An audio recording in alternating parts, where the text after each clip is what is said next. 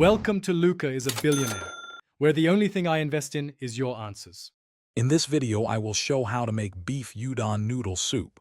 We'll start by gathering our simple ingredients, focusing on fresh beef and authentic udon noodles.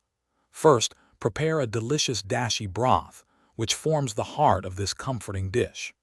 This easy method ensures a rich, savory base in just a few minutes. Then, thinly slice your beef, preparing it for a quick cook that keeps it wonderfully tender. Next, we'll cook our beef. Quickly sear the thinly sliced beef in a hot pan for just a minute or two until it's nicely browned. This locks in the flavor and keeps it juicy. While the beef cooks, prepare your udon noodles. They typically cook very fast, often in 2 to 3 minutes. Once both are ready, gently combine them with your warm, aromatic dashi broth. Now it's time to assemble your delicious udon soup.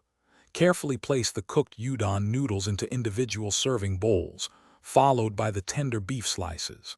Then, generously ladle the hot, fragrant dashi broth over everything, ensuring all ingredients are submerged.